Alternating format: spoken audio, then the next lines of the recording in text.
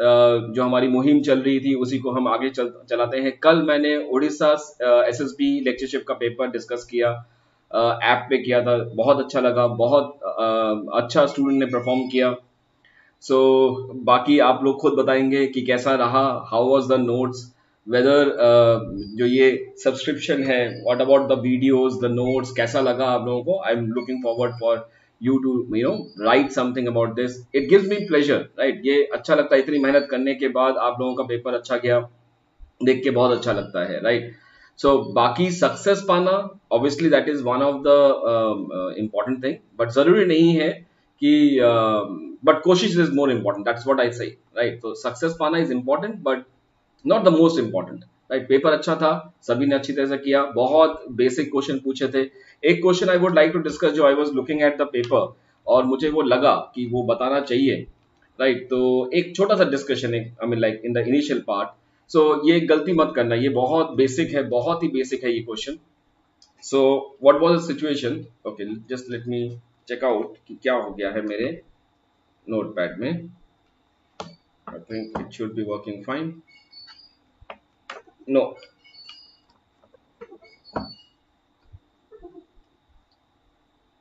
Okay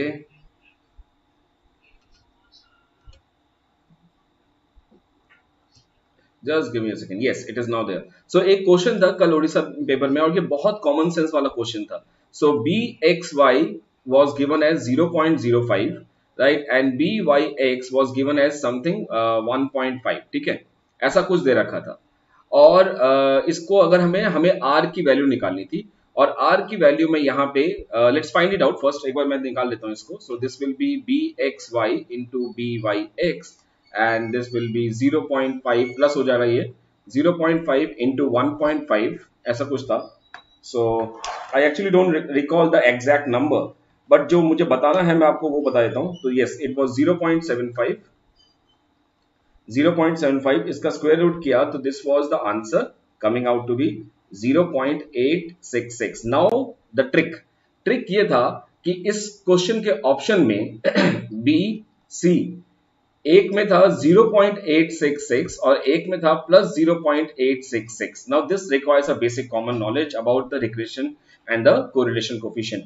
क्या था इसमें, इसमें अब आप बोल सकते हैं कि सर ये स्क्वायर रूट है तो स्क्वायर रूट में प्लस माइनस दोनों ही हो सकता है, right. Understand this question, plus minus दोनों ही हो सकता है, लेकिन यहां पे एक और कंडीशन है जो हमें पता है कि B X Y, B Y X and correlation regression, ये तीनों एक ही साइन के होते हैं, right. So in this case the right answer will be minus 0.86 and not the plus 0.86। I hope that ये सभी को समझ में आया होगा जो मैंने बताया। इस पॉइंट को बहुत ध्यान से याद रखना, यस इस पॉइंट को बहुत ध्यान से याद रखना कि ये जो आएगा दिस विल बी माइनस वाला होगा, बिकॉज वो सारे के सारे एक ही कैटेगरी के हैं, सारे माइनस साइन के होंगे, right. I believe this is done, all of you through with this. अगर पेपर में ऐसा क्वेश्चन आ जाए तो याद रखना कि आर और the correlation coefficient is going to follow the same sign जो कि बाकी में है। Okay, so let's quickly start with this part, this video. Yes, this was yesterday. I have done it on the app at 9 o'clock, and I was very happy to see the kind of response that I received at 9 o'clock, 9 p.m. and the class went up to like 10:05. So अच्छा response था. And this is today, Okun's law and Phillips curve 7:30 today, 7:30 today, right? Okay, most of you were asking me कि sir marathon लेके आइए and have started with the marathon, because जो चीजें मैंने सोची है, because जून 2016 तक मुझे के पेपर्स करने हैं, because there is a reason behind this. बहुत सारे क्वेश्चन, चाहे आप PGT, TGT, Odisha SSB, Rajasthan public service commission में भी यही होने वाला है। This is what I am trying, I am saying you. इसके अलावा जो भी पेपर आप अब दे रहे हैं, लास्ट 5 इयर्स 6 इयर्स का क्वेश्चन पेपर अगर आप करके जाते हैं यूजीसी नेट का, तो उसी में से तकरीबन any question paper you can expect around 10 to 12 questions directly वही क्वेश्चन उठ के आ रहे हैं। And this is a recent trend. अगर मेरी बात पे कुछ अगर लगे कि नहीं सर आप गलत बोल रहे हो, you can read the chat, जो चैट आने वाले हैं, students will agree with me. चाहे it is UP TGT, PGT, DSSB, जो भी आया, या आप मान लीजिए you are appearing for entrance examination for PhD, और you are appearing for any what you say SSB, public service commission, हर जगह पे अगर 100 क्वेश्चन का पेपर है तो 100 में से 10 to 15% क्वेश्चन या 12% के करीब क्वेश्चन जो है वो यूजीसी नेट के प्रीवियस ईयर पेपर से आ रहे हैं। This is a unique trend, और इस ट्रेंड को समझने के लिए आप याद रख लीजिएगा कि मिनिमम 2011 से लेके 2020 तक का सारा पेपर अगर आपने सही से कर लिया, you can expect 12% actual and expected are same, right. So यही सोच के और भी मैं क्वेश्चंस लेके आ रहा हूं। तो दीज आर द सबसे टफ क्वेश्चंस। सो ये मैं चाहता हूं, ये किस लिए लेके आ रहा हूं, बिकॉज दिस इज समथिंग जहां पे आपके पास पूरा का पूरा एक कोलाज होगा, पूरा का पूरा पूल होगा। नाउ ये जो है, इसमें एक फंडा मैं आपको बताता हूं, this will be entirely your to know कि कहां आप हैं, आपकी तैयारी कहां पे है। सारे के सारे collage you can download those PDF, सारे के सारे जैसे इकोनोमेट्रिक्स, मैथमेटिक्स, स्टैटिस्टिक्स के सारे टिपिकल क्वेश्चन, राइट, यहाँ पे होंगे। अब वो सारे टिपिकल क्वेश्चन सब जगह से हैं, right. This will be a collage, it will be a fantastic tough some part. देखते हैं, एंड पोल्स के साथ चलेंगे। सो पोल्स के साथ you can actually see after 40 questions या 50 क्वेश्चंस, इन सबसे टफ क्वेश्चन में आपकी रैंकिंग कहाँ है। So do join me from tomorrow onwards. It is Tuesday, Thursday, Saturday, Tuesday, Thursday, and these are, I will be continuing with them in the on the app. Okay, so let's quickly start with this. I waited for most of the people. Yes, yes. Okay, fine. So the first question right on your screen. अभी शुरुआत करते हैं. Okay, what's the time? Let's quickly start with this. Yes, it is 7 minutes. I have waited for everyone. Okay, assertion. Moving average method is a method of trend estimation. Okay, regression method is used to estimate the fluctuation in the time series analysis. Okay, कौन सा वाला सही होगा? Your time is running, think of it. 5 seconds more. Okay, now I will look at the chat box.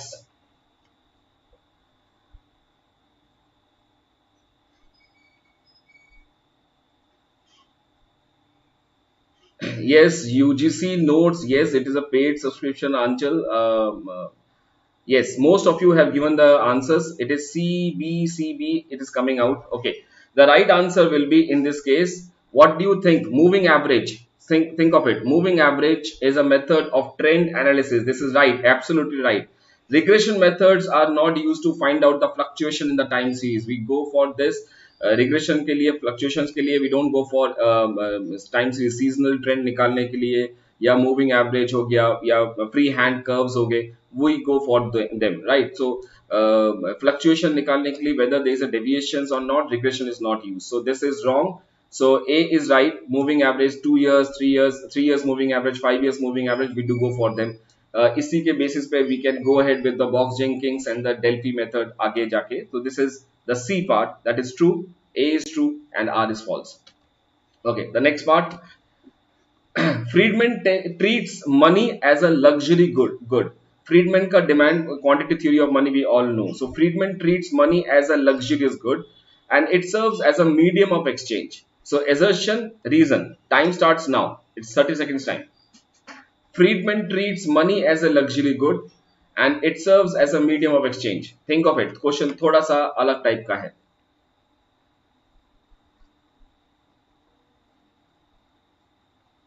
Fourteen seconds more.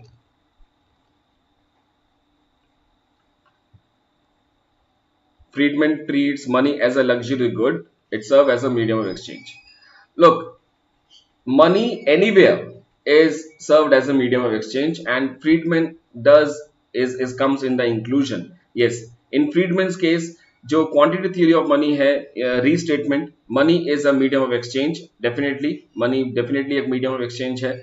Keynes also mentioned about medium of exchange and store of value. इसके अलावा classicals only medium of exchange. Friedman treats money as a luxurious good, yes, because in order to hold money in hand, you should, forego the opportunity cost. अब वो opportunity cost क्या है? Because money से आप बहुत सारी चीजें कर सकते हैं. You can invest in bond, equity, you can have it in cash. तो luxury इसलिए कहा गया है, it's a luxury good and it is serves as a medium of exchange. So both of them are right. So A and R both are right. But now think of it. क्या R की वजह से A है? Just because it serves as a medium of exchange, can we say assertion is right? No. So R is not the complete explanation. It is a medium of exchange, but we do purchase money से हम gold भी खरीदते हैं, equity भी खरीदते हैं, right? तो इसलिए ये गलत हो जाएगा। तो reason is wrong, so but A and R both are true, R is not a correct explanation of A. Yes, both of them are right, but explanation is wrong, right? Okay. Next, below are the two givers. Okay, assertion reason.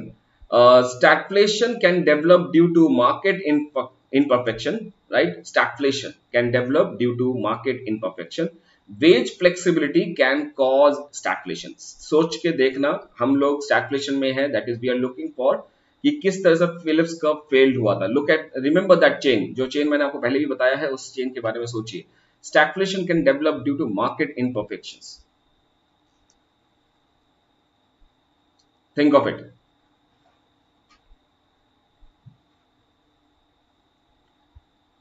The first one is very easy, second one is also very easy, तो सोच के देखो।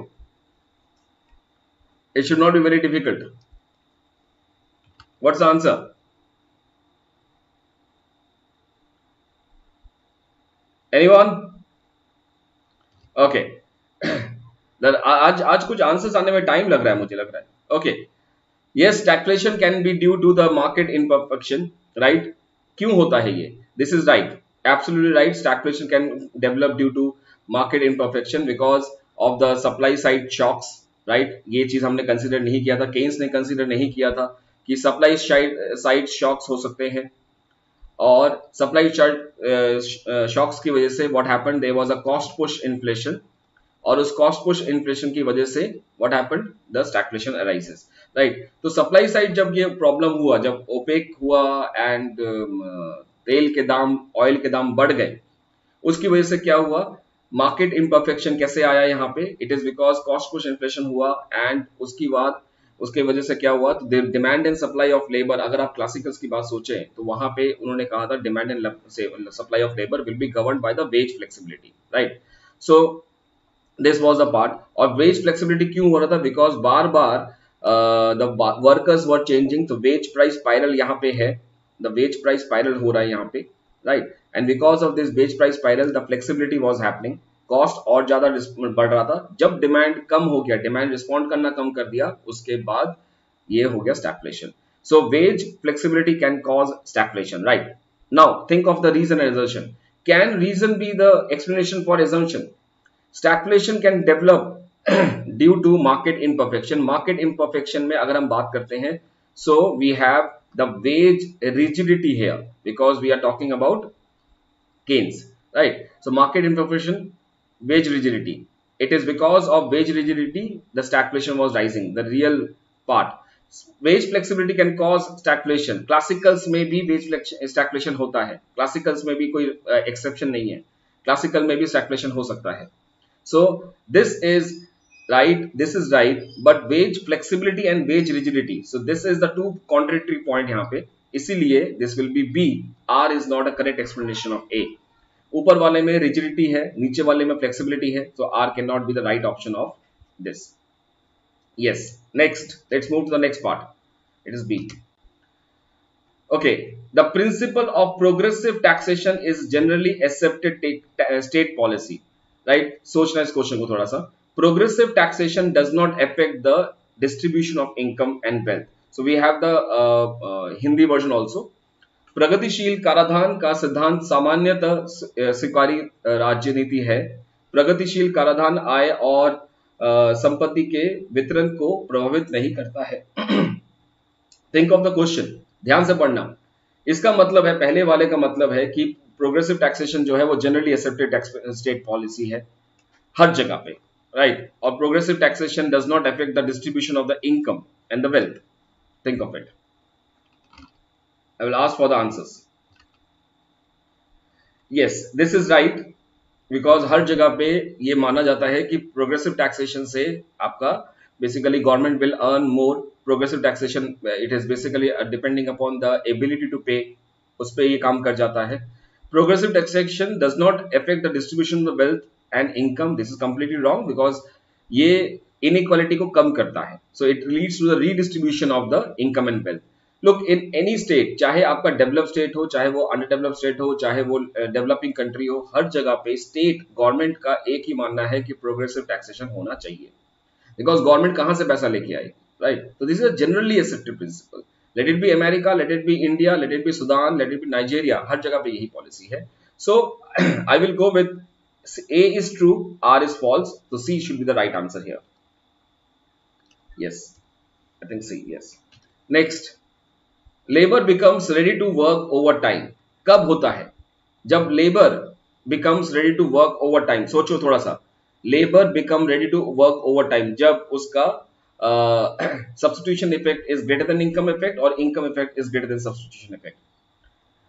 कब वो काम करना चाहेगा? जब substitution effect is greater then the income effect, initial part पे, राइट? इनिशियल पार्ट पे, बैकवर्ड बेंडिंग पे. तो यहाँ इस जगह पे वो काम करने को तैयार हो रहा है क्योंकि वेजेस बढ़ रहे हैं. Industry pays its employ efficiency wage. Now यही चीज अगर आपने नोट किया है, ये मैंने शॉर्ट वीडियो इंस्टेंट इकोनॉमिक्स में इसको कवर करने की कोशिश की है. Efficiency wage theory, Shapiro wage theory, तो ये इसमें आएगा. Anyway, so this is right because substitution effect greater than income effect जब wages बढ़ेंगे. Industry pays its employees efficiency wages, yes definitely होता है. This is as per the search theory. एक है efficiency wage modeling. तो efficiency wage modeling में ये होता है. Efficiency wage modeling का मतलब क्या होता है? Particularly there are certain industries जहां पे monitoring करना possible नहीं है. हर एक individual को monitor करना possible नहीं है. उस जगह पे क्या होता है, कंपनी जो है वो अपने वर्कर्स को नॉर्मल एवरेज से ज्यादा पैसा देती है. Now you can think of the big Giants like TCS, Wipro, SPSS, Tata, IBM, यही काम करते हैं. सो व्हाट दे डू, वो नॉर्मल जो उस कोडिंग के लिए या इन्वेस्टमेंट बैंकर के लिए जो सैलरी होती है उससे थोड़ा सा अबव एवरेज देते हैं. That motivates the worker to work more. ये efficiency wage theory है, यानी कि जितना average wage है, marginal productivity से ज्यादा मिलता है wage यहाँ पे. So this is also right, but somehow R is not a correct explanation of A, right? So I will go with again both A and R are true, and R is not a correct explanation of A, right? I think this is quite sufficient enough for you. Yes, it motivates them to work more. And हर जगह पे आप you cannot constantly nagging, right, कि क्या आप काम कर रहे हैं, दिखाइए आपने क्या काम किया. बहुत सारे ऐसे क्वालिटेटिव वर्क होते हैं जो कि एक एक्सेल शीट में लिखा नहीं जा सकता है. Okay, then you have the next question. In the long run period and in perfect competition a firm earns normal profit.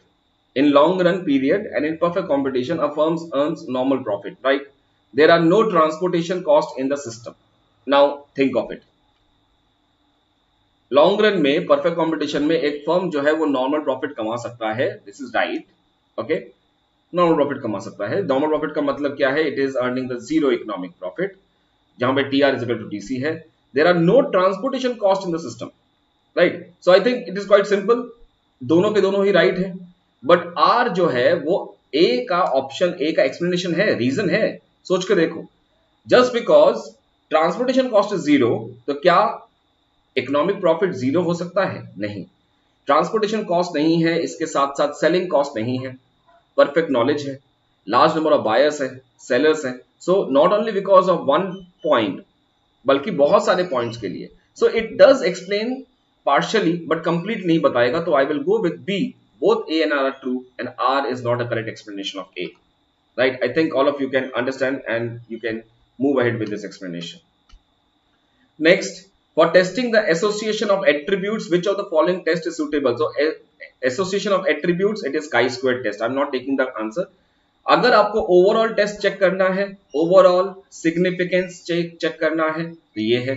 चाहे आपके पास 10, 12, 3, 4, 6, 9 कुछ भी टेस्ट वेरिएबल्स हो, इंडिपेंडेंट हो, तो एफ टेस्ट यूज करेंगे. टी टेस्ट कहाँ यूज करेंगे? एक एक सिंगल इंडिविजुअल आइटम्स को सिग्निफिकेंस चेक करने के लिए, एक एक को, राइट? तो beta with the standard error, इसको चेक करने के लिए हम टी स्टैटिस करेंगे इंडिविजुअल्स के लिए. अच्छा, ये गुडनेस ऑफ फिट के लिए भी यूज करते हैं, एसोसिएशन ऑफ एट्रीब्यूट्स के लिए भी करते हैं.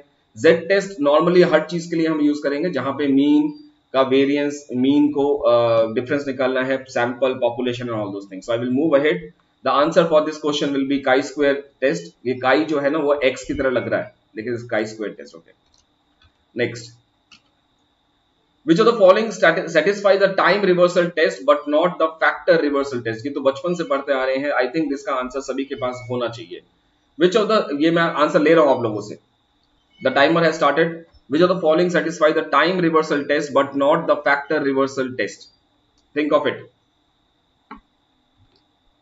13 seconds left.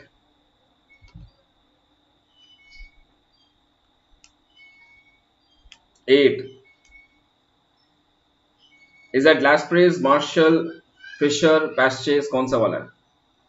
It's quite simple. I suppose सभी का आंसर आ चुका होगा. Okay. Still waiting. Okay. Yes, it is Marshall, Edgeworth 1. और कौन सा दोनों ही टेस्ट करता है? कौन सा करता है? It is Fisher, right? So इसका आंसर टाइम रिवर्सल है लेकिन फैक्टर रिवर्सल नहीं करता, वो ये है. और अगर दोनों ही करना है तो हमें फिशर करेंगे, राइट? चलिए next. See this question very carefully. The number of observation is 100, so n is equal to 100. Arithmetic mean is equal to 180. Variance दे रखा है आपके पास 324. So this is sigma given to you, right?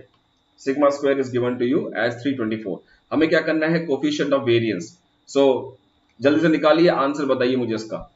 Coefficient of variance. The formula for coefficient of variance. कौन सा ऊपर होता है? यही चीज हमेशा भूल जाते हैं. सिग्मा ऊपर या यस, चलिए CV फॉर्मूला समथिंग नीचे इनटू 100 होगा, ये भी लिख दिया मैंने.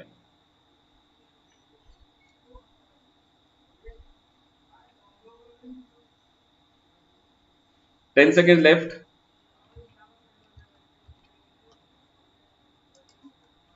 10%. Okay fine.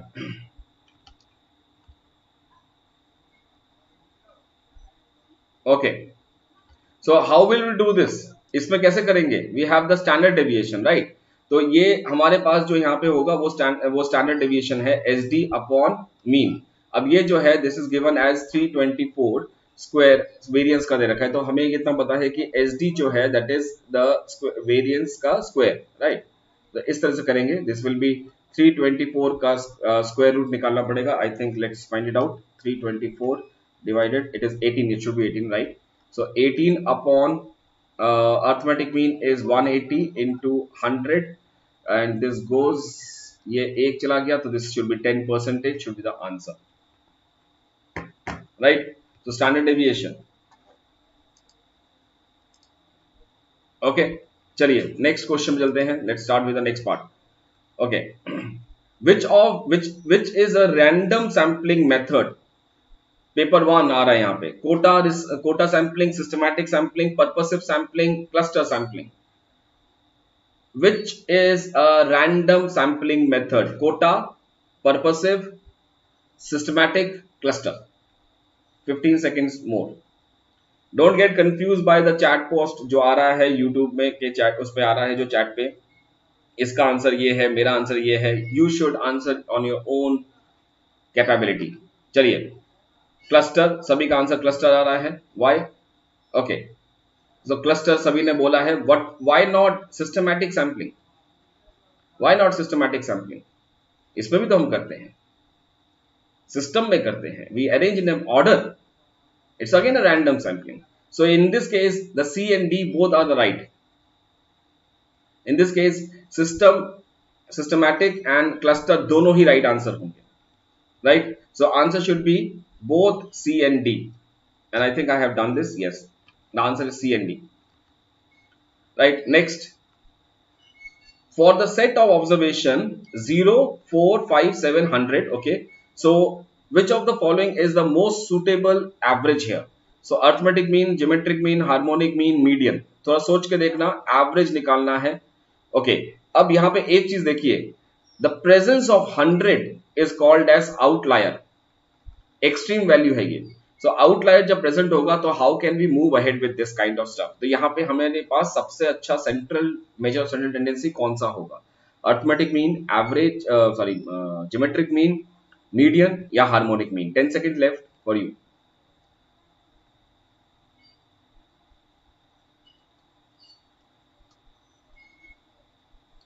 Okay, the time is up. Yes, it is median. Right. Median जो है ये आउटलायर से ज्यादा इफेक्ट नहीं होता, it does not get affected by the outlier, the presence of outlier. अब जैसे यहाँ पे मीडियन है, अगर मैंने इसको सही से ऑर्डर में किया तो बीच का नंबर जो आएगा, देखिए कितने नंबर है यहाँ पे, 5, राइट। तो 5 का बीच का नंबर जो है n/2, n+n/2 +1 वैसा करके भी अगर मैं देखूं तो 5 के करीब ही आएगा। सो it is not getting affected. लेकिन अर्थमेटिक मीन को अगर हम देखें तो 100 के साथ प्लस करते सबका एवरेज बढ़ जाएगा, तो this is wrong in this case. Harmonic mean हम लोग वहां यूज करते हैं जहां पे हमें रेशियो, स्पीड, एवरेज ये सब ज्यादा अच्छी तरह से निकालना है, राइट। सो बेसिकली एक्सीलरेटर फॉर्मूले में we will go for the harmonic mean. Geometric mean in this thing I think one of the best index ये इस जगह पे आएगा, लेकिन it is also getting affected by the outliers, right. तो 1 upon करके जब ये करेंगे तो इसमें भी इसका सॉरी ये स्क्वायर रूट में लेके आएंगे जब इसको, तो ये जब करेंगे तो 0 into 5 into 7 into 100। Now if you do this, right, तो यहाँ पे 0 है, सबसे पहला क्वेश्चन देखिए, तो ये पूरा का पूरा 0 हो जाएगा, राइट। तो geometric mean can also not be possible, right. तो the answer is medium. Next question, in an economy the saving and investment function are given as this, ये दे रखे हैं आपके पास, what will be the equilibrium level of income. I think ये सभी को आता है, अगर आप चाहते हैं इसको निकालना तो ये निकाल दीजिए।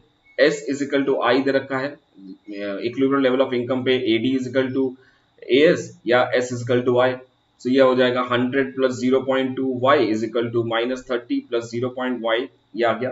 And then you have okay 0.2y minus 0.y and this is -30 minus plus 100, this is 70 and यहाँ पे आ जाएगा 0y, y is equal to 70 और नीचे ऊपर ये, this is the 700 should be the answer as per me if I have not done any calculation mistake, right? Okay, I think this is done enough. Yeah.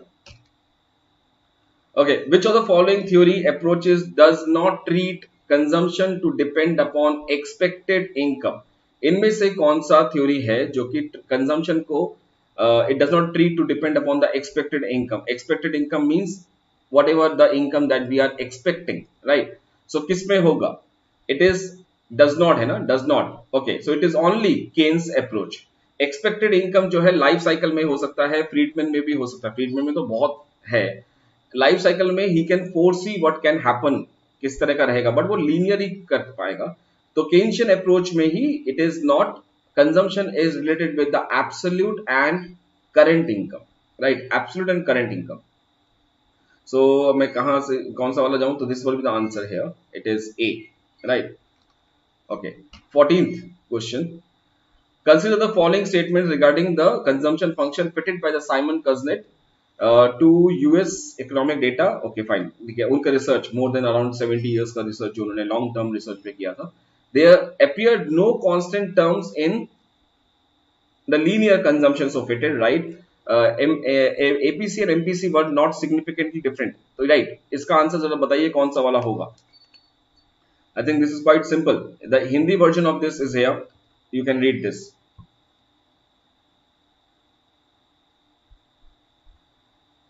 Simon Kuznets, think of it, वर्ष 1869 से 1929 की अवधि के लिए America आर्थिक आंकड़ों में Simon कुज़नेट द्वारा आसांजित किए गए उपभोग फलन के में संबंध में निम्नलिखित कथनों पर विचार कीजिए, कौन सा वाला होगा। This is very remarkable part that he has done, right. तो यहाँ पे क्या था, साइमन कज़नेट ने केन्स को अपोज किया था। केन्स की थ्योरी थी कि C is equal to C bar plus small c y, और ये है short run consumption function, right. और केन्स को ये भी मिला था कि MPC is less than APC, right, ये मिला था उसको।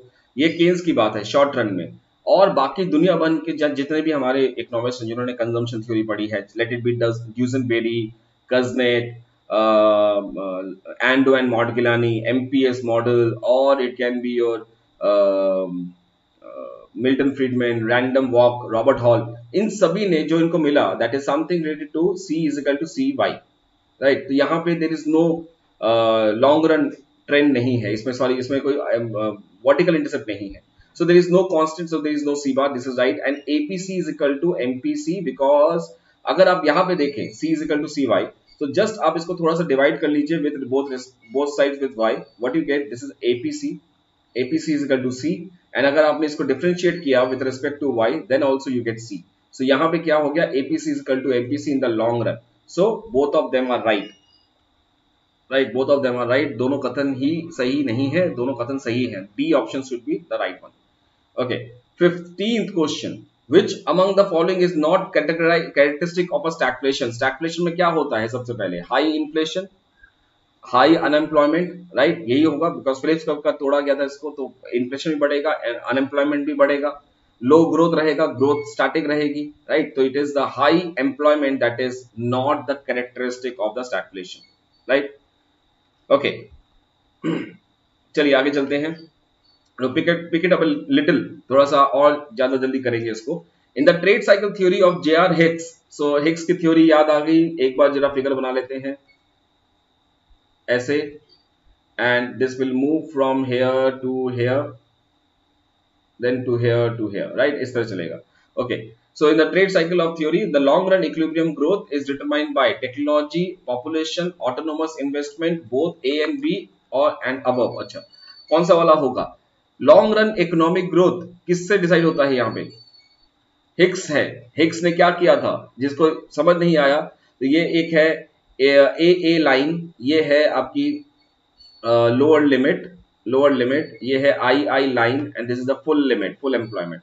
सो यहाँ पे जो कहने का मतलब है, everything is governed by the investment, autonomous investment, right. So Hicks economic growth rate is determined by the autonomous investment. So this should be the answer. C is the right answer for this. With the reference of the characteristic of non-excludability, non-rivalry, तो ये तो हो गया public good हमारा, right? So मैंने answer ही दे दिया आपको. Law and order is a classic example of a public good. I think इसमें कोई मुश्किल नहीं है. Non-excludability and non-rivalry. So this should be a D option, right? अब public good again देखो, क्वेश्चन अगर यहाँ पे है, 17th क्वेश्चन ये है, 18th क्वेश्चन ये हलवा है. Public good is non-excludable in nature, non-rival in consumption, excludable in nature, a good that public must possess. So it is 1 and 2 is the right answer. So we'll go with A. These are quite simple. देख सकते हैं आप यहाँ पे Hindi version में भी. This is the A, right? I think this is quite sufficient now. ये देखिए, जो कल हमने किया था सिग्नोरेज वाला, economists refer to an unanticipated inflation that reduces the real value of the outstanding government debt as, कल ही हमने किया था ये. So it is what? Is that signorage or inflation tax? Signorage can be regarded as an inflation tax. थोड़ा ध्यान से इस question को कीजिए यहाँ पे. Economists refer to an unanticipated inflation that reduces the real value of the outstanding government debt. It reduces, it is the inflation tax. The right answer is, question को ध्यान से पढ़ना. अनएक्सपेक्टेड इन्फ्लेशन है, यानी कि जब आपका pi actual inflation and expected inflation में फर्क है, राइट. तो there is a unexpected inflation. This is what the situation. Actual inflation जो है, सॉरी ये उल्टा हो जाएगा, pi is greater than pi E, expectation से ऊपर चला गया, तो this is called as unanticipated inflation that reduces the real value of the outstanding government debt.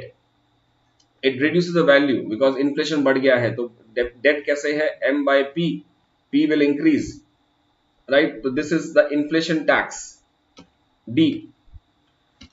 Okay. Which among the following statements are true for the proposed GST arrangements in India? Okay, let's see this. Both center and the state will be collected. क्या लिखा है? Both center and the state taxes will be collected at the point of sale. The center and the state GST will be charged on the manufacturing cost. Okay, ये English version है. This is the Hindi version. एक बार देख लीजिए. Let's quickly start with this. इसके हिसाब से GST जो है, सेंट्रल गवर्नमेंट एंड राज्य स्टेट गवर्नमेंट जो है, दोनों के दोनों ही कलेक्ट करेंगे, राइट. एंड केंद्रीय एंड राज्य GST एक मैं हिंदी इंग्लिश वाला पढ़ लेता हूँ. The centre and the state GST will be charge on the manufacturing cost, right. तो थोड़ा सा देख लीजिए. This only one is true. No, this is true. ये देखिए, ये सिंपल सा फंडा है. आप में से सभी लोगों ने कभी ना कभी तो टिकट्स काटी होंगी, चाहे फ्लाइट्स की टिकट काटी हो, चाहे ट्रेन की टिकट काटी हो. तो उसके बाद कुछ टाइम के बाद आपके पास दो मेल्स आती हैं जहां पे लिखा होता है CGST एंड SGST, राइट. और अगर वो भी याद नहीं है तो एक बात और देख लीजिएगा, there are 4 types of GST. Right, CGST, IGST, state GST and union territory GST, तो दोनों के दोनों ही कलेक्ट कर सकते हैं at the point of sale, right, इसको हम POS भी कहते हैं। The centre and the state GST will be charge on the manufacturing cost, right, बिल्कुल सही है, बिकॉज GST मैन्युफैक्चरिंग कॉस्ट पे लगता है, तो बिकॉज उससे पहले this a factor cost, actually manufacturing cost और द फैक्टर कॉस्ट, अगर इसको हमने मार्केट प्राइस में चार्ज किया तो उस वक्त GST आ जाएगा, तो both of them are true, so I will go with D, both 1 and 2 are true, right? Okay, so yes, it is D.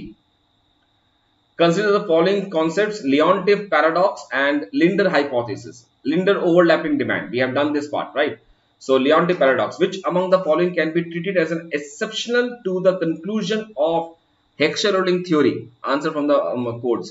तो लियोनटेफ का आपको पता है कि इसने हेक्सर-ओलिंग थ्योरी को ऑब्वियसली इन्होंने बताया था, राइट, कि this is not possible, Leontief paradox through the help of factor intensity reversal, right, factor intensity reversal test इन्होंने ये प्रूव किया था। लिंडर्स ओवरलैपिंग डिमांड को थोड़ा सोचिएगा, लिंडर्स ओवरलैपिंग डिमांड का क्या मतलब था, राइट, इसका मैं थोड़ा बता देता हूं। लिंडर्स ओवरलैपिंग डिमांड का मतलब है कि जिन नेशंस में सेम इकोनॉमिक एक्टिविटी होती है या सेम टाइप ऑफ डिमांड होता है, सेम इनकम ग्रुप होते हैं या सेम टेस्ट एंड प्रेफरेंसेस है, सेम कल्चर फॉलो करते हैं, सेम पॉपुलेशन, मतलब सब कुछ एक तरफ से सेम ही है, जैसे you can think of Europe, right, तो वहां पे क्या होता है कि एक कंट्री दूसरे कंट्री के दूसरे यूरोपियन कंट्री के साथ ट्रेड करती है, दे डोंट ट्रेड कि बाहर किसी और के साथ बाहर से ट्रेड कर लिया, इंडिया के साथ ट्रेड कर लिया, उनकी ट्रेडिंग बहुत कम होती है। यहाँ पे हेक्सर-ओलिंग थ्योरी फेल हो जाती है, राइट, क्योंकि हेक्सर-ओलिंग ने कहा था कि आपके पास जो है वो आप उसी से एक्सपोर्ट कीजिए, this will be wrong. So Linder's overlapping theory, here the demand is playing the role, so both of them are the exceptional to the Heckscher Ohlin theory. इसके अलावा हेक्सर-ओलिंग थ्योरी में एक चीज और भी है, एक और भी है जो डायनामिक कंपैरेटिव एडवांटेज जो है, again DCA, dynamic comparative advantage, social school of social gravity school of social science, वो भी इसके अगेंस्ट है, तो हेक्सर-ओलिंग के थ्योरी के हिसाब से यस। लिंडर्स हाइपोथेसिस नहीं पता था, we have done this in the app लीना, प्रोडक्ट साइकिल थ्योरी के बाद लिंडर हाइपोथेसिस किया था हमने, yes, that's why the developed countries they trade among themselves, both of them are exceptions, right? Okay, so इसमें A is the right answer. Next question, for the import substitution policy of the Latin America country in 1950, right, which of the following is true? It resulted in an overvalued exchange rate, it treated development as a natural process, तो कौन सा वाला होगा इसमें से? So you can just read it from here, let me just change the slide. Okay, you can just read this in the Hindi version. 1950 के दशक में लैटिन अमेरिकी देशों की आयात प्रतिस्थापन नीति के बारे में निम्नलिखित में से कौन सा सही है? ओवरवैल्यूड, इनके विकास को संभावित प्रक्रिया माना गया। Let me get back to English. It treated development as a natural process and it resulted in an overvalued exchange rate. The right answer is only this one, because overvalued exchange rate के बाद ही आपका it was overshooting model, जो कि long run में, short run में news and RBI की information से वो it get influenced, but in the long run it will overshoot, right? So overshooting model यही है वो answer, so it is only one is true. It treated development as a natural process नहीं होता है ये, right, तो this is not the thing. Over development जब होगा नहीं, it resulted in the overshooting model. Okay, let me think if I can say some more thing here. ये जो इन्होंने कहा, this line is basically infant industrialisation, infant productive industrialisation, and infant productive industrialisation जो है वो import substitution, यानी कि जो हमें इंपोर्ट्स करने हैं वो हम घर पे ही बना लें, we can produce that domestically, इससे हमारा फॉरेन एक्सचेंज बच जाएगा। लेकिन लैटिन अमेरिका में जो इंपोर्ट सब्स्टिट्यूशन पॉलिसी था, it was not depending upon the natural process as development, right. उन्होंने ये सोचा था कि कुछ टाइम के लिए ये होगा, उसके बाद विल ओपन अप, हर किसी को लिबरलाइज करना पड़ेगा। So answer is be only here, yes. Okay, who among, हाँ ये अच्छा क्वेश्चन है, मुझे बहुत अच्छा लगा ये question, so this is a good one. थोड़ा सा दिमाग मेरा भी घूमा इसमें। Who among the following called trade as the handmaiden of growth, right? ये मुझे इसलिए याद आया बिकॉज जनवरी 2017 का जब पहले मैं कर रहा था तो मुझे ये क्वेश्चन लगा था, बहुत टेक्निकल पार्ट है ये। हैंड मेडन, इसका मतलब क्या है? इसका मतलब क्या है कि ट्रेड का ज्यादा प्रभाव नहीं पड़ता। देर आर टू कैटेगरीज, एक कहते हैं कि trade as a engine of growth, right, trade as a engine of growth, और दूसरा कहता है हैंडमेडन, मतलब इसके हाथ में कुछ भी नहीं है, खाली है, खाली हाथ, right, of the growth. So this was basically Kravis availability theory. आपके देश में जो भी है उसको बेच दो, क्रेविश अवेलेबिलिटी थ्योरी, जो भी आपके देश में है वो आप बेच दीजिए, वो एक्सपोर्ट कर दीजिए, और जो आपके देश में नहीं है वो मंगवा लीजिए। It's very simple, it is called as availability doctrine, is Kravis, right. B, next, which among the following is the correct for the discretionary fiscal policy? Discretionary मतलब जो सरकार को अपने उनके डिस्क्रिप्शन पे चाहिए, right, basically based on their own policies and उस तरह से। सो payment of unemployment insurance is correct, right? Payment of social security to the retired individuals, a managed change in the level of government spending and or net tax revenues, automatic changes in the net tax revenue that results from the income tax structure। तो ये auto discretionary automatic change तो बिल्कुल नहीं हो सकता, ये तो option ही बिल्कुल गलत है। डिस्क्रिशनरी अगर होगा तो ऑटोमेटिक नहीं होगा, ऑटोमेटिक नहीं होगा तो डिस्क्रिशन, मतलब उल्टा है, ये दोनों एक साथ नहीं हो सकते। अब बचता है A, payment of unemployment insurance, right, it is fiscal policy का डिस्क्रिशनरी मेजर, मतलब अगर गवर्नमेंट चाहे तो भरेगी, ऐसा तो नहीं है। It has to be, it's a compulsory obligation for the government. Payment of social security to retired, compulsory obligation. A managed change in the level of the government spending, this is what they can do. So ये discretion का मतलब है जो government की मर्जी के हिसाब से सब चीजों को देखते हुए, कंसिडर करते हुए जो उनको सही लगेगा वो कर सकते हैं। तो this is the manage change the level of government spending and the net tax revenue, right. अभी जैसे recently we have this new provisions, the finance bill में दो नए प्रोविजंस आए हैं, 2006 AB and 2006 CC, right, CCA। So it is 2006 AB and 2006 CCA। और इसके हिसाब से लास्ट 2 साल में जिन लोगों ने इनकम टैक्स फाइल नहीं किया है, टीडीएस कटा है, इनकम टैक्स फाइल नहीं किया है, उनका 20% अब उन पे चार्ज लगेगा। That is what discretionary fiscal policy, उनके हिसाब से उन्होंने किया है, राइट। Yes, okay, let's move to the next part. Which of the following is not correctly matched? ये तो बहुत सिंपल है, ये क्वेश्चन देखिए डीएसएसबी में भी आया, पीजीटी में भी आया था ये। तौसीक बाटर टर्म्स ट्रेड बिल्कुल सही है, ये प्रेविश बिल्कुल सही है, मार्शल ऑफर का बिल्कुल सही है। बहुत बार इसमें कंफ्यूजन होता है कि मार्शल ने दिया, मिल ने दिया, रेसिप्रोकल डिमांड किसने दिया, बहुत सारी चीजें हैं। मार्शल ऑफर का, Walras dumping condition, no, Walras तो भैया हमारे दूसरे जनरल इक्विलिब्रियम मॉडल के हैं, डंपिंग कंडीशन कहां से आ गया इसमें? तो C, D is the wrong answer, incorrect. Okay, who among the following economist was not associated with the dependency theory of development? मतलब एक स्टेट, एक कंट्री की डेवलपमेंट जो है वो दूसरे कंट्री की डेवलपमेंट पे डिपेंड करती है। इट इज बेसिकली रॉल्फ प्रेविश जो है, उन्होंने डिटोरिएशन बताया था, this was the dependency theory. TD Santos, मुझे इनकी थ्योरी सही से अभी याद नहीं है, बट ये इनकी भी डिपेंडेंसी थ्योरी ही है सैंटोस की। आई थिंक जितना मुझे याद आ रहा है, this was something related to, actually भूल गया, ह्यूमन कैपिटल फॉर्मेशन के साथ इनका कुछ था, राइट, एजुकेशन ह्यूमन कैपिटल के साथ था। Okay, I have to see that. And Gunder Frank, ये भी इनका है। तो this is basically all the dependency theory. Gunnar Myrdal is not a dependency theory, right. कहने का मतलब क्या है, डिपेंडेंसी थ्योरी में पूरा वर्ल्ड जो है वहां पे दो हिस्से हैं, एक है टॉप रिच मॉडर्न कंट्रीज, दूसरा है पुअर साउथ और third world countries.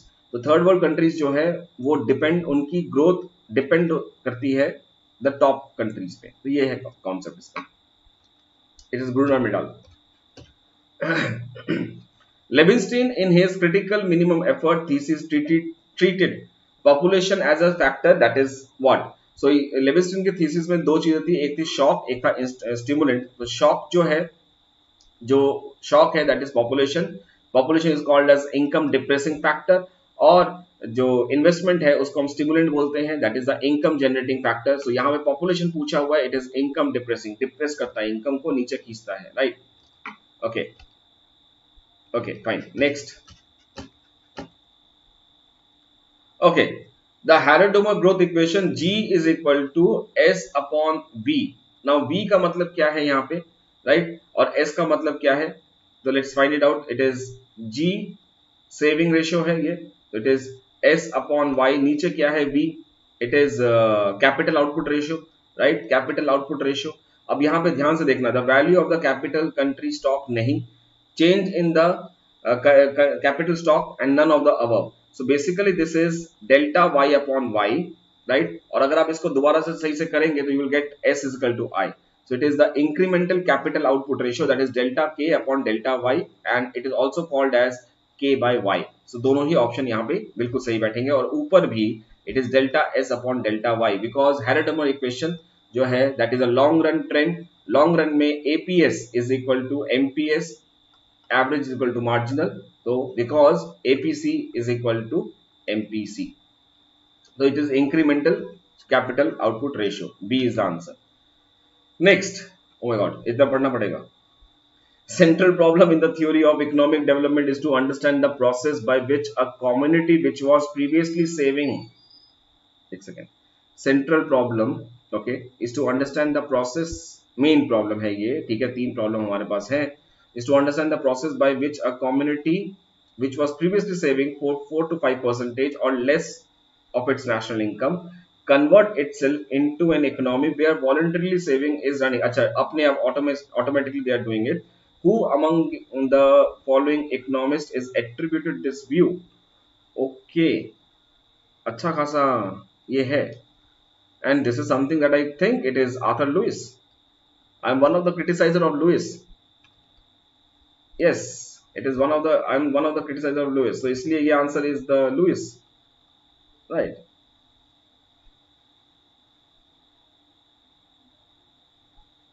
Wow.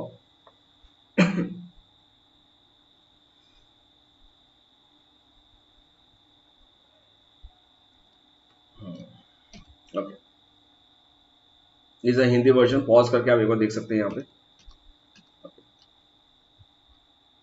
The basic rational of the theory of big push is based upon, big push theory किस लिए चाहिए होती है, वाई एक बार में सारा पैसा चाहिए, एक बार में सारा पैसा लेके आइए, because of external economies, right, एक दूसरे के साथ दूसरे सेक्टर लिंक्ड अप है, एक्सटर्नल इकोनॉमीज, इंडिविजुअलिटीज इसमें जरूरत होगी, तो इसलिए इंडिविजुअलिटीज के बारे में हिर्शमैन ने भी बोला था, तो दोनों की बात कहीं ना कहीं एक जैसी है। बिग पुश में ये बोला गया था कि जब पैसा आएगा तो उससे एक्सटर्नल इकोनॉमीज क्रिएट होंगे एंड उससे अपने आप they will be moving ahead, so this is external economies.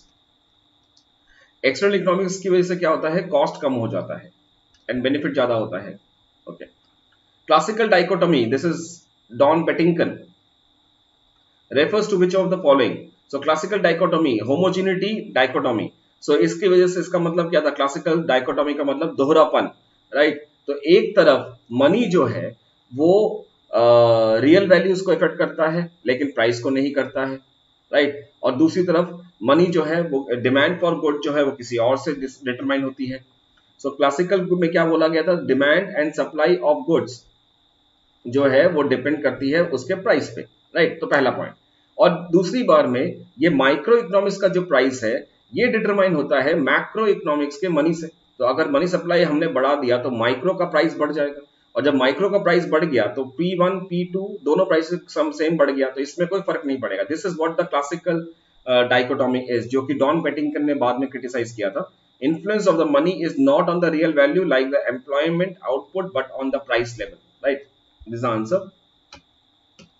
Okay, saving comes from only profit and not from wages, ये तो है हमारे व्हाट इज इट, रॉबिन्सन ने ही कहा था, saving comes only from the profit, right, और अगर not हटा दूं तो ये आ जाएगा कैल्डर से, राइट, कैल्डर आ जाएगा, विसिनिटी आ जाएगा, और अगर नॉट रख दिया तो सिर्फ प्रॉफिट कहां से आएगा, यहां से, Robinson, classical, Adam Smith, Ricardo, सभी ने ये कहा था, indeed what you say, Marx also. परंपरागत, ओके, परंपरागत कृषि विकास योजना, अच्छा, हाँ, it is what aims to boost drip irrigation, organic farming, horticulture crops, और what, it is organic farming. परंपरागत, हमारी परंपरागत हिसाब से हम चलेंगे इसमें, राइट, परंपरा को मांगते हुए, तो it is organic farming, nothing else, it's quite easy. Okay, match the following and my weakest point, right, वो भी मैच के साथ साथ दिया है क्या, सीक्वेंस, मतलब ये मेरे लिए सबसे टफेस्ट क्वेश्चन है। Anyway, let's find it out. देखिए, सुकन्या समृद्धि योजना तो अभी रिसेंटली आई है, right, because one of my friend, उसकी बेटी हुई तो उसने ये करवाया था, मुझे सही से मैंने ही उसको एडवाइस किया था, तो this is 2015, right, I can not be wrong here. अब रहा सवाल बाकी सबका। Okay, so let's quickly see this कि कैसे कैसे ये मैच होने वाला है। Okay, okay, right, rural employment will go to 2001, national rural employment goes with, एक सेकेंड, मैंने गड़बड़ किया है कुछ, I made a mistake, I made a mistake, कुछ ना कुछ गड़बड़ है, एक second, it is 2001, okay, national rural employment guarantee scheme,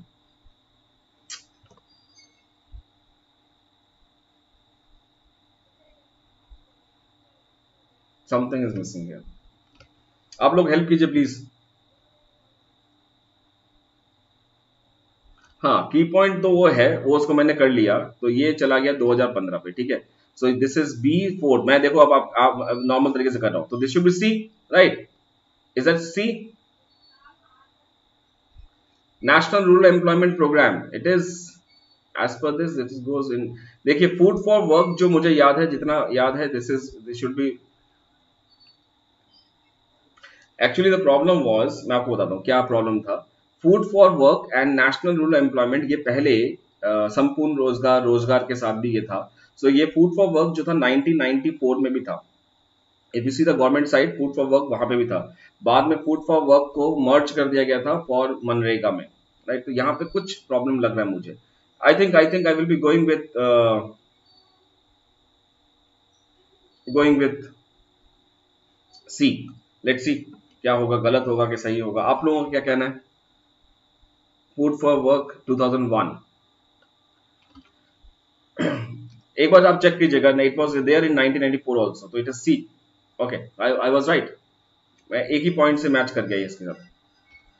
next, consider the following statement about राष्ट्रीय स्वास्थ्य स्वास्थ्य बीमा योजना, अच्छा, राष्ट्रीय स्वास्थ्य बीमा योजना, under RSBY the premium is shared on an 85-15 basis, 85-15 basis by the center and the state, right, okay, uh, in case of north eastern state, हाँ, ये तो वहां पे it is a special case, Kashmir, Jammu Kashmir, so which of the following statement is right or wrong, so I think यहाँ पे थोड़ा गड़बड़ होने वाला है आपको, I think no, it is, इसमें स्पेशल स्टेट्स का केस नहीं था, if I am not wrong, it should not be the special case applying here, ये सभी के लिए था, yes, I will go, this is wrong, I will go with this, special taste rate का ये था, I think if I'm not wrong, this was 80 or 20, it was 80 or 20, नहीं, 75 and 25, it was 75 and 25, yes, only B, this is right, normal states के लिए it was 90 and 10, but it was 75 and 25 for this, okay, next, 35th question, the idea of indicated planning, the first adopted in which year, idea of indicated planning, is that second 5-year plan, fifth, seventh, and eighth, I think this was, okay, 75th नहीं, एक second, 75 था वहाँ पे, second, fifth नहीं, seventh नहीं, it was eighth plan, eighth plan, this was the eighth plan, if I'm not wrong, 12, 7, 5, it was somewhere 85 या नहीं 90s में था ये 8 5 plan indicative plan. It should be this 8 5 plan. Just give me a second. Let me be sure.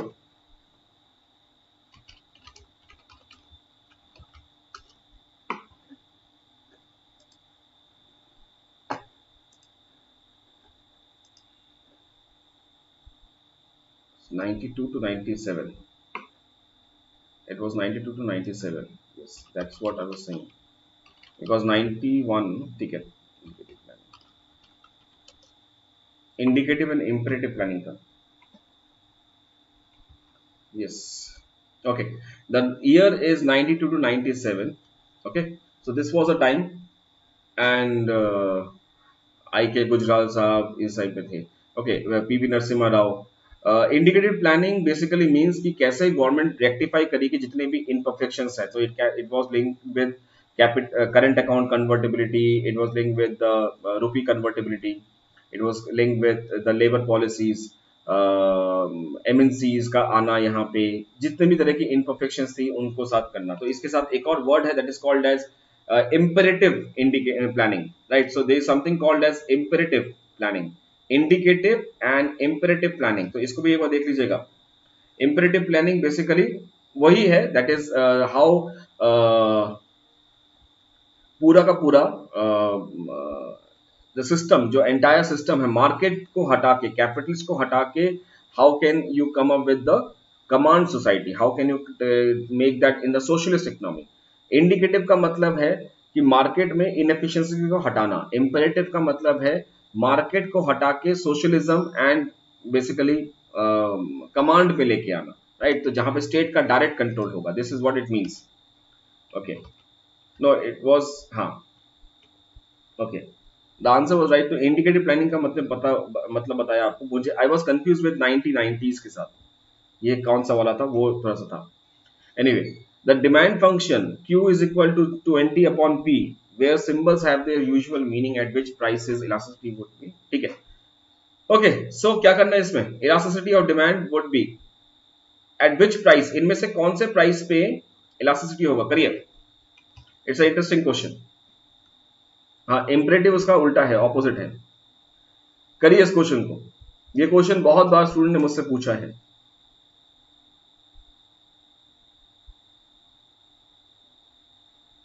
इसमें आप किसी भी question, किसी भी प्राइस को लेके चलिए, किसी भी प्राइस को लेके चलिए. This is the case of rectangular hyperbola, right? So in this case the demand curve is a rectangular hyperbola. आप किसी में भी डाल दीजिए. सभी का सभी आप प्राइस डाल के देखिए, 20 डाल के देखिए, 10 डाल के देखिए, 5 डाल के देखिए. तो this is all of the above. सभी के सभी में the entire thing will be equal to 1. सभी के सभी केसेस में. तो कोई भी प्राइस में, एट एनी प्राइस पॉइंट, कोई भी प्राइस पे इट विल बी हमेशा, it will be elasticity equal to 1. Okay, I think we are left with some more questions. Under discriminating monopoly, if the elasticity of demand is in the market 1 is 2 and the market 2 is 1, so क्या हुआ है देखिए. elasticity of demand in market 1 is 2, elasticity of in market 2 it is 1, then the price behavior of monopolist. देखिए किसमें ज्यादा price है, किसमें ज्यादा प्राइस है? जिसमें इलास्टिसिटी ज्यादा है इसमें ज्यादा है, राइट? इसमें 1 है. So elasticity in market 1 is greater than elasticity in market 2. तो जिस मार्केट में ज्यादा इलास्टिक है वहां पे आप ज्यादा प्राइस चार्ज कर सकते हैं. Is that so? Then the price behaviour of the monopolist will be, so यहां पे आप चार्ज करें हायर प्राइस जहां पे इन इलास्टिक है. This is basically I will say inelastic and this is elastic. तो इलास्टिक में अगर आपने प्राइस चेंज किया, चार्ज किया, प्राइस हायर चार्ज किया, झट से वो सब्स्टिट्यूट के पास भाग जाएगा. सो यहाँ पे आप ज्यादा चार्ज नहीं कर सकते. So here you will be selling lower price पे हायर क्वांटिटी. यहाँ पे रहेगा हायर प्राइस और lower quantity because the demand is inelastic here. So to charge higher price in the market 2 जहां पे इलास्टिसिटी कम है. आंसर एक बार देख लीजिएगा पॉज करके इसको. It should be B. Yes. Which among the following allocation distribution corresponds to the Raoultian concept of equity? Raoultian concept क्या है? सबसे पहले आप ढूंढिए उस गरीब इंसान को जो सबसे सोसाइटी में सबसे गरीब है, उस गरीब की यूटिलिटी को आप मैक्सिमाइज कर दीजिए. That is called as maximin. So it is the maximize the utility of the least welfare of people, well of people, right? इसमें और कुछ है नहीं. The fundamental theorem of welfare requires the producer and the consumer to be the price taker, that the economy operate at some point on the utility possibility curve, that there be an efficient market for every outcome, and this is D, all of the above. तो सारे के सारे ही तो सही है इसमें. Fundamental theory, perfect competition, it is D, all of the above. Yes. Which of the following is the expansion path? Expansion path का दूसरा नाम क्या है? ये बिल्कुल आपके एक्सपेंशन पाथ इज बिल्कुल लाइक इनकम कंजम्पशन कर्व, जहां पे एक्सपेंडिचर ज्यादा है आपके पास. जब बजट ज्यादा है, कॉस्ट ज्यादा होगा, तो आप ज्यादा से ज्यादा क्वांटिटी बनाएंगे. So it is the expansion path. It shows the least cost combination for producing different level of output. बिल्कुल सही. The input prices remain same. बिल्कुल ये भी सही है, right. Of which the following से, so both of them are right. So it is A. ये है मिनिमम कॉस्ट और यहाँ पे the prices remain the same. बिल्कुल आपका जैसे Engel curve, income consumption curve होता है, तो उसमें क्या होता है, the prices of the goods remain same और इंडिफरेंस कर्व बढ़ता रहता है. तो वही चीज है, the prices will remain the same and the money income बढ़ता रहता है. Okay, this is the Hindi version. Okay, the marginal rate of, ये क्वेश्चन आया था आपके पीजीटी में, यूपी पीजीटी में. I think DSSB last year आया था ये question. The marginal rate of transformation between the two goods is MRT, marginal rate of transformation. It is basically MC upon MCY, right? And this was given by Marshall, right? This is the answer, marginal cost of X upon marginal cost of Y. So it is A, marginal rate of transformation. The saving function used in the neoclassical growth model, Solow model में, तो ये क्या होता है, it is S upon Y. कौन सा saving function use किया गया है, it is S upon Y, और S का मतलब क्या है, स्मॉल sy. तो इसीलिए यहां से, इसलिए मैं बार बार बोलता हूं डेरिवेशंस को करिए, ये करके ही आपको समझ में आएगा. So this is the saving function, और ये सेविंग फंक्शन जो है बिल्कुल अलग है, unlike the classic Keynesian saving function, जहां पे हमारे पास S bar plus small sy होता है. तो यहाँ पे क्या है, this is a autonomous part is there, यहाँ पे प्रोपोर्शनल है, तो this is proportional saving function. यहाँ पे कोई भी लॉन्ग रन ट्रेंड नहीं है. This is the long run, this is long run saving function. Okay, I am done with this part. Okay, the second. Okay, last I think two or three more questions left. Let's quickly wrap them up. Consider the following items in the balance of payment. Bharat के भुगतान संतुलन में ये देखिए, NRI deposit, remittances. सो यहां से कौन सा वाला, which of the above is or are a part of the capital account of balance of payment. Now if NRI deposits कोई कर रहा है, राइट, तो वो डिपॉजिट्स कहां जाएंगे, हमारे कैपिटल अकाउंट में जाएंगे. It can be in terms of FDI, portfolio direct investment, right. तो इसीलिए this will B only in the case of capital account. Remittances will be going for the current account. Unilateral transfer, so NRI के लिए सिर्फ जाएगा 1, above, only above 1, सिर्फ एक, right. Okay, ये तो रिपीटेड क्वेश्चन हो गया. 45th is repeated. Okay, a forward tax shifted, ये कल उड़ीसा पेपर में आया था ये question. Will affect, okay, buyers more. Forward shift है, तो ये फॉरवर्ड शिफ्ट में क्या होगा, so it will be from the seller to the buyer, right. So buyers more than the seller, so this is the right answer. Backward shift में seller को ज्यादा फर्क पड़ेगा. This A. Okay, yes. Assume B is a social benefit, C is a social cost, R is a social discount rate, right. अब यहाँ पे NPV का देखो कॉन्सेप्ट दे रखा है. NPV is basically what, the net present value. Net present value में क्या होता है, जितने भी आपके बेनिफिट्स हैं, राइट, सालाना बेनिफिट्स मिलते रहेंगे आपको. तो suppose benefit of 1 upon 1 plus R एक साल के बाद, plus benefit in the second year upon 1 plus R second year में. राइट। इस तरीके से सब हम प्लस करते रहेंगे। 3 साल का कॉन्सेप्ट मैंने ले लिया, बेनिफिट ऑफ 3/1 प्लस आर, 3 साल का। लेकिन आज की डेट में आपको कॉस्ट देना पड़ रहा है, right. Suppose you have a cost that has to be paid. So यहां पे मैं इसको लिख सकता हूं, suppose cost in 1 year, right. ये माइनस गया हमारे पास। ऐसा भी हो सकता है कि सिर्फ पहले साल का ही कॉस्ट गया है।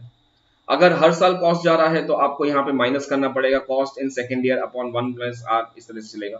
तो the final answer will be, जितना भी बेनिफिट आपको मिल रहा है, तो that is the B T minus C T is equal to this. तो इसको कैसे लिखेंगे, देखिए, B T minus C T, यहाँ पे ये आपके पास आ जाएगा अपॉन 1 प्लस आर 1 साल का, plus B T first year, ये फर्स्ट है, ये सेकंड है, 1 plus R second. This is your NPV concept. एक और चीज होती है यहाँ पे, ये नेट प्रेजेंट वैल्यू है। एक और होता है benefit cost approach, right. Benefit cost ratio, cost benefit ratio, right. उसमें क्या होता है, it will B benefit divided by the cost. तो कितने बेनिफिट मिल रहा है कितने कॉस्ट पे, ये भी एक तरीका है, बट एनपीवी पूछा गया है। एक और है इंटरनल रेट रिटर्न, एक है एमईसी का कॉन्सेप्ट, सप्लाई प्राइस, यहीं पे आता है टॉबिन्स क्यू, राइट। तो बहुत सारी चीजें इसके अंदर है, and we have done that in the paid course also. Okay, so ये आप देख सकते हैं यहाँ पे। Okay, I have added something here, you can just see this.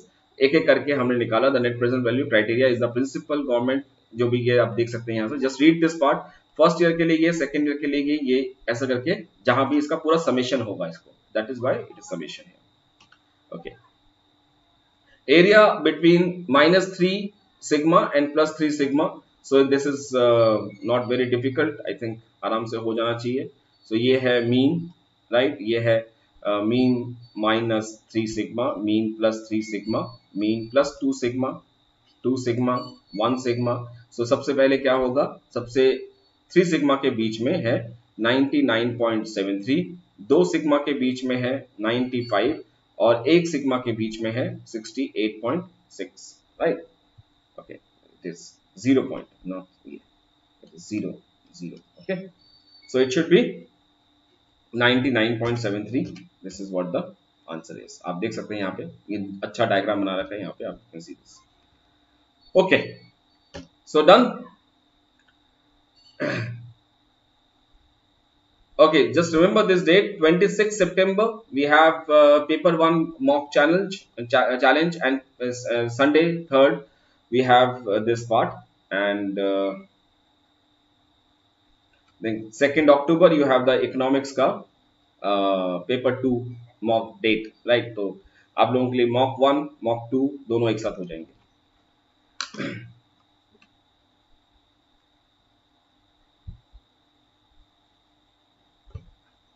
Okay, thank you guys, thank you so much. We'll meet at again at 7:30 with what, Occult's law and Phillips curve, right? Please share this video if it is possible, and like the video if you want, and catch me again at 7:30 with Occult's law and Phillips curve. Thank you for watching me here. Bye bye.